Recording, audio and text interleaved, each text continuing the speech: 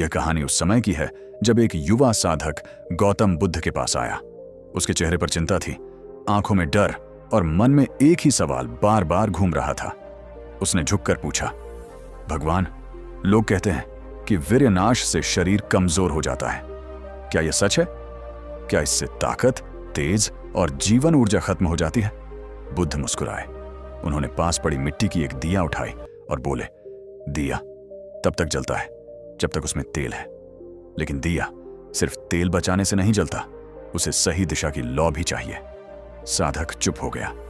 बुद्ध ने कहा, मनुष्य की शक्ति सिर्फ शरीर में नहीं होती, उसकी असली शक्ति उसके मन में होती है। जो व्यक्ति हर समय वासना, डर और लालसा में डूबा रहता है, उसकी ऊर्जा बिखर जाती है। और जो व्यक्ति संयम, समझ और जागरूकता से जीवन जीता है, उसकी वही ऊर्जा उसे बल देती है। उन्होंने आगे समझाया, मैंने कभी यह नहीं सिखाया कि शरीर से घृणा करो या उसे यातना दो। मैंने मध्यम मार्ग सिखाया है। अत्यधिक भोग भी दुख देता है और अत्यधिक दमन भी। जब मन बार बार वासना के पीछे भागता है, तब शरीर थकता है, मन कमजोर होता है और आत्मविश्वास गिरता है। लोग इसे सिर्फ वीर्यनाश का नाम दे देते हैं, लेकिन असली कारण है मन का असंतुलन। साधक ने पूछा, तो क्या इससे शरीर कमजोर नहीं होता? बुद्ध ने शांत स्वर में कहा, कमजोरी शरीर से नहीं आती, कमजोरी आती है अज्ञान से। जो व्यक्ति हर समय पछतावे, डर और अपराध बोध में रहता है, वही कमजोर पड़ता है। लेकिन जो व्यक्ति जागरूक है, जो जानता है कब रुकना है, कब आगे बढ़ना है, उसकी ऊर्जा व्यर्थ नहीं जाती, बल्कि रूपांतरित हो जाती है। उन्होंने एक उदाहरण दिया, नदी अगर हर दिशा में फैल जाए तो दलदल बन जाती है, लेकिन वही नदी जब सही मार्ग में बहती है तो खेतों को हरा भरा कर देती है। मनुष्य की जीवन ऊर्जा भी ऐसी ही है। बिना समझ के बिखराओगे तो थकान मिलेगी, समझ के साथ जियोगे तो शक्ति। बुद्ध ने यह भी कहा, संयम का अर्थ डर नहीं है, संयम का अर्थ है होश। जो व्यक्ति होश में जीता है, वह न शरीर से लड़ता है और न मन का गुलाम बनता है। वही व्यक्ति सच में बलवान होता है। यह सुनकर साधक के चेहरे पर शांति उतर आई। उसे समझ आ गया कि सवाल सिर्फ शरीर का नहीं था, सवाल जीवन जीने की समझ का था। वह जान गया कि ताकत किसी एक क्रिया से नहीं जाती, ताकत जाती है जब इंसान खुद पर नियंत्रण खो देता है। बुद्ध ने अंत में कहा, अपने शरीर का सम्मान करो, अपने मन को समझो और अपनी ऊर्जा को जागरूकता में बदलो। यही असली साधना है। अगर आपको यह कहानी जीवन को देखने का नया नजरिया देती है तो इसे लाइक करें, चैनल को सब्सक्राइब करें और ऐसी ही गहरी कहानियों के लिए जुड़े रहें। साधक अभी बैठा ही था कि उसके मन में एक और शंका उठी। उसने धीरे से पूछा, भगवान, अगर मन बार बार भटकता है तो उसे रोका कैसे जाए? केवल समझ लेने से तो आदतें नहीं बदलती। बुद्ध ने पास पड़ी एक सूखी लकड़ी उठाई और बोले, जब लकड़ी गीली होती है तो आग जल्दी नहीं पकड़ती, लेकिन जब वही लकड़ी सूख जाती है तो एक छोटी सी चिंगारी भी उसे जला देती है। मन भी ऐसा ही है। अगर तुम उसे रोज इच्छाओं से भिगोते रहोगे तो वह हमेशा बेचैन रहेगा, लेकिन अगर तुम उसे शांत अभ्यास से सुखाओगे तो वह स्थिर हो जाएगा। उन्होंने आगे कहा, लोग अक्सर सोचते हैं कि शक्ति बाहर से आती है, लेकिन असली शक्ति भीतर से आती है। जब मनुष्य हर विचार पर प्रतिक्रिया देना बंद कर देता है, तब उसकी ऊर्जा बचने लगती है। वही बची हुई ऊर्जा धीरे धीरे आत्मविश्वास, स्पष्टता और शांति में बदल जाती है। साधक ने कहा, लेकिन संसार में रहते हुए यह कैसे संभव है? बुद्ध ने उत्तर दिया, संसार छोड़ना जरूरी नहीं, मूर्छा छोड़ना जरूरी है। जागरूक होकर चलो, जागरूक होकर बोलो, जागरूक होकर सोचो। जब भी मन किसी आदत की ओर भागे, उसे देखो, लड़ो मत। देखने मात्र से ही आधी शक्ति वापस आ जाती है। उन्होंने शांत स्वर में जोड़ा, जो व्यक्ति खुद को दोष देता रहता है, वह अपनी ही ऊर्जा को जला देता है, और जो व्यक्ति खुद को समझता है, वही धीरे धीरे बदलता है। परिवर्तन जबरदस्ती से नहीं, समझ से आता है। साधक को अब महसूस हो रहा था कि उसका शरीर हल्का है, मन शांत है। उसे समझ आने लगा कि कमजोरी किसी एक कारण से नहीं आती, बल्कि लगातार गलत दिशा में बहने से आती है, और शक्ति तब लौटती है जब दिशा बदल जाती है। बुद्ध ने अंत में कहा, अपने भीतर युद्ध मत करो, मित्र बनो। जब तुम अपने मन के मित्र बन जाओगे, तब तुम्हारी ऊर्जा तुम्हारे विरुद्ध नहीं, तुम्हारे साथ चलेगी। यह सुनकर साधक ने सिर झुका दिया। उसे उत्तर मिल चुका था, सिर्फ सवाल का नहीं, जीवन। साधक कुछ देर मौन में बैठा रहा। भीतर जैसे कोई बोझ धीरे धीरे उतर रहा था। फिर उसने आंखें उठाकर पूछा, भगवान, अगर कोई व्यक्ति पहले बहुत भटक चुका हो, बहुत ऊर्जा गंवा चुका हो, तो क्या उसके लिए भी रास्ता बचा रहता है? बुद्ध की आंखों में करुणा झलक उठी।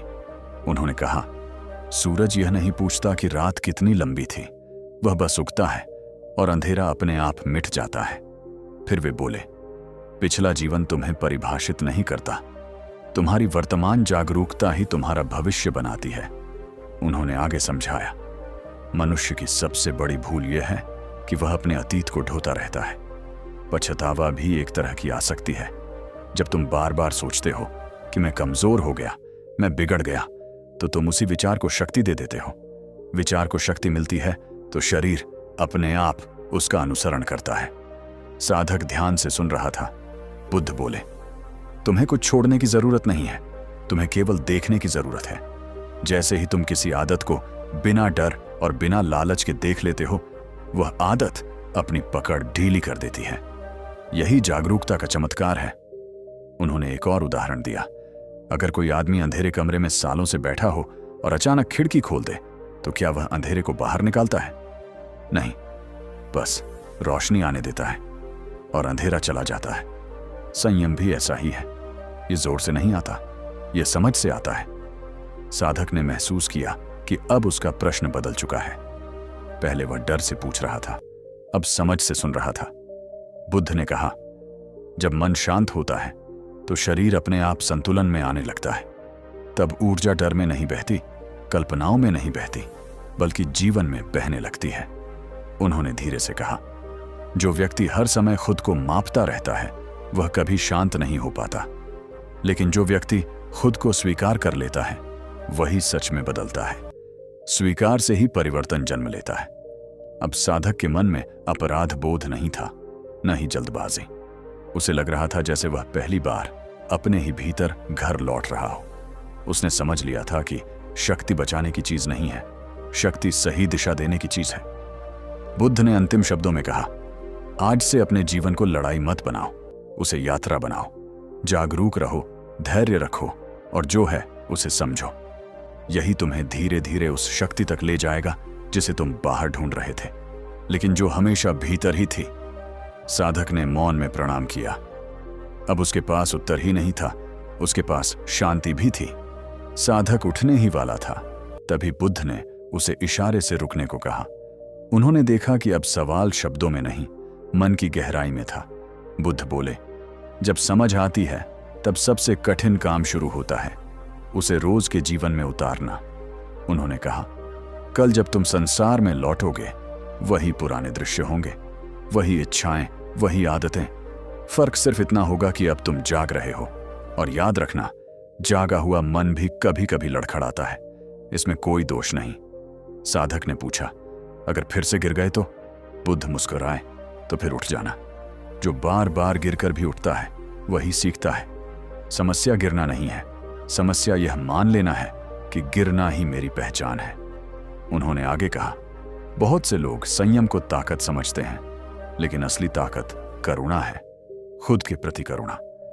जब तुम खुद को कठोर शब्दों से मारते हो, तब तुम अपनी ही ऊर्जा को नष्ट करते हो, और जब तुम खुद को समझते हो, तब वही ऊर्जा तुम्हें सहारा देती है। बुद्ध ने एक पत्थर उठाया और पानी में फेंक दिया। लहरें उठीं और फिर शांत हो गईं। उन्होंने कहा, इच्छा भी ऐसी ही है। जब वह उठे तो उसे आने दो, जब वह जाए तो जाने दो। जो व्यक्ति हर लहर को रोकने की कोशिश करता है, वह थक जाता है, और जो व्यक्ति लहरों को देखता है, वह किनारे पर स्थिर खड़ा रहता है। साधक को अब साफ दिखने लगा था कि समस्या किसी क्रिया में नहीं थी, समस्या अचेतनता में थी। बुद्ध बोले, जब तुम होश में रहते हो, तब वही ऊर्जा जो पहले तुम्हें नीचे खींचती थी, अब तुम्हें ऊपर उठाने लगती है। वही ऊर्जा ध्यान बन जाती है, रचनात्मकता बन जाती है, सेवा बन जाती है। उन्होंने धीरे से कहा, जीवन को दबाओ मत, समझो। जीवन से भागो मत, उसे देखो। जो देखना सीख गया, वही मुक्त हुआ। अब साधक के भीतर कोई जल्दबाजी नहीं थी, न सुधारने की हड़बड़ी, न सिद्ध बनने की लालसा। उसे पहली बार लगा कि साधना कोई युद्ध नहीं बल्कि गहरी मित्रता है, अपने ही साथ। बुद्ध ने अंत में कहा, याद रखना, शक्ति तब नहीं आती जब तुम खुद से लड़ते हो, शक्ति तब आती है जब तुम खुद के साथ खड़े होते हो। धीरे धीरे, कदम दर कदम, जागरूकता के साथ। साधक ने मौन में सिर झुका लिया। इस बार वह सिर्फ उत्तर लेकर नहीं जा रहा था, वह एक नई दृष्टि लेकर जा रहा था। ऐसी दृष्टि जो उसे हर दिन, हर क्षण भीतर से मजबूत बनाती रहेगी। साधक जब वहां से लौटा तो उसके कदम पहले जैसे नहीं थे। अब वह डर से नहीं, समझ से चल रहा था। उसे पता था कि असली ताकत किसी चीज को दबाने में नहीं, खुद को जानने में है। जिसने अपने मन को देखना सीख लिया, उसने अपनी ऊर्जा को सही दिशा दे दी, और वही दिशा उसे भीतर से मजबूत बनाती चली गई। अगर आपको यह कहानी पसंद आई हो और इसने आपके मन को छुआ हो, तो इस वीडियो को लाइक करें और चैनल को सब्सक्राइब करें, ताकि ऐसी ही गहरी और सच्ची कहानियां आप तक पहुंचती रहें।